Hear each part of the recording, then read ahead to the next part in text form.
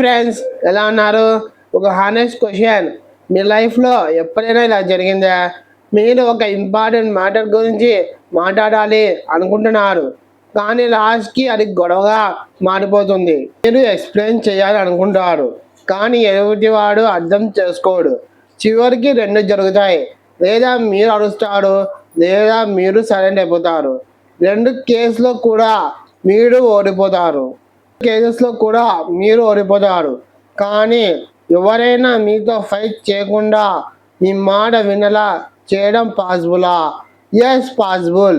Harvard university experts చెప్పిన ఒక powerful concept ఉంది, డిఫికల్ట్ కన్వర్జేషన్స్. ఇప్పుడు నేను చెప్పబోయే 5 పాయింట్స్ మీరు ఫాలో అయితే మీ ఇంట్లో, ఆఫీస్లో, రిలేషన్షిప్లో గొడవలు తగ్గిపోతాయి, రెస్పెక్ట్ పెరుగుతుంది. Point 1, ice Brees truth.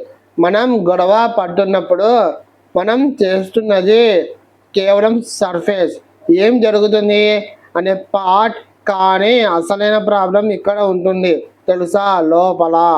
Ice birds లాంటి సిచ్యువేషన్స్ బయట కనిపించేది వర్డ్స్, లోపల ఉంటుంది ఫీలింగ్స్, ఐడెంటిటీ, పెయిన్. ఎగ్జాంపుల్, ఎవరైనా మీద అరుస్తే అది కోపం కాదు, నువ్వు నన్ను పట్టించుకోవట్లేదు అంటే బాధ. మీరు వర్డ్స్ మీద రియాక్ట్ అవుతున్నారు, కానీ వాళ్ళు ఫీల్ అయ్యే పెయిన్ని ఇగ్నోర్ చేస్తున్నారు. అందుకే గొడవ ఆగదు. లెసన్, వర్డ్స్ వినకండి, ఫీలింగ్స్ అర్థం చేసుకోండి. పాయింట్ 2, బిగ్గెస్ట్ లై యువర్ మైండ్ టెల్స్. గొడవలో మన బ్రెయిన్ ఒక డేంజరస్ డైలాగ్ చెప్తుంది, నేను కరెక్ట్, వాడు రాంగ్. ఇది డేంజరస్ ట్రాప్. ఏంటంటే మోస్ట్ ఆర్గ్యుమెంట్స్లో ఒకటి నిజం ఉంటుంది, ఓన్లీ పర్స్పెక్టివ్స్ ఉంటాయి. ఎగ్జాంపుల్, హస్బెండ్, నేను కష్టపడి వచ్చాను. వైఫ్, నేను కూడా కష్టపడి వచ్చాను. అయితే ఎందుకు జరుగుతుంది? ఎందుకంటే ఇద్దరు నేను కరెక్ట్ అని ప్రూవ్ చేయడానికి ట్రై చేస్తున్నారు.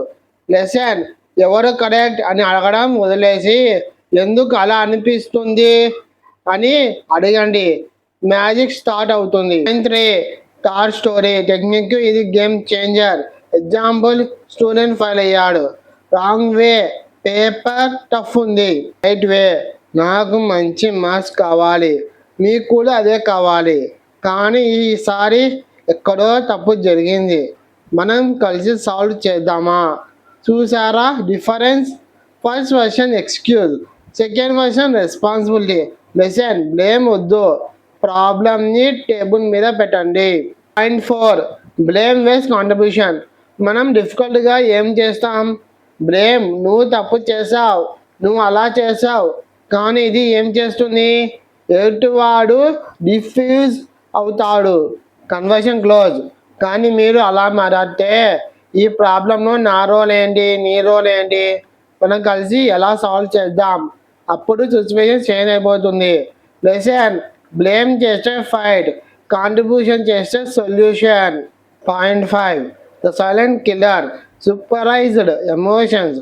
చాలామంది ఏమనుకుంటారు, ఎమోషన్స్ పక్కన పెట్టి ప్రాక్టికల్గా మాట్లాడాలి, కానీ నిజం ఏంటంటే ఎమోషన్సే రియల్ కన్వర్జేషన్స్. మీరు మీ ఫీలింగ్స్ చెప్పకపోతే లోపల ప్రెజర్ కుక్కర్లా బిల్డ్ అవుతాయి, ఒకరోజు బూమ్. కాబట్టి ఇలా చెప్పండి, రాంగ్, నువ్వు నన్ను ఇగ్నోర్ చేస్తున్నావు. రైట్, నువ్వు ఫోన్లో బిజీ ఉంటే నన్ను ఇగ్నోర్ చేస్తున్నావు అని అనిపిస్తుంది, నాకు బాధగా ఉంటుంది. ఇది అటాక్ కాదు, హానెస్టీ. గుర్తుపెట్టుకోండి, డిఫికల్ట్ కన్వర్సేషన్ అవాయిడ్ చేయడం అంటే ప్రాబ్లమ్ని సాల్వ్ చేయడం కాదు. పెద్ద మీరు అరుస్తే మీరు లాస్, మీరు సరైన అయితే కూడా లాస్. కానీ మీరు సరిగా మాట్లాడితే మీరు గెలుస్తారు, రిలేషన్ కూడా గెలుస్తుంది. బ్లేమ్ చేస్తే మూమెంట్ వేన్, రెస్పాన్సిబిలిటీ తీసుకుంటే లైఫ్ లాంగ్ రెస్పెక్ట్. మీ యుద్ధం లేకుండా గెలవాలంటే మీ నిజాన్ని, ఎదుటి వ్యక్తిని గౌరవిస్తూ చెప్పడం నేర్చుకోండి. ఎందుకంటే ఎమోషన్ లేని కన్వర్సేషన్ ప్రశ్న లేని లాంటిది. మీకు ఈ వీడియోలో స్ట్రాంగెస్ట్ పాయింట్ ఏంటి కింద కామెంట్ చేయండి. And if this help you, share చేయండి, వేరే వాళ్ళకి కూడా హెల్ప్ అవుతుంది. Thank you so much for watching. Subscribe Telugu dreamers.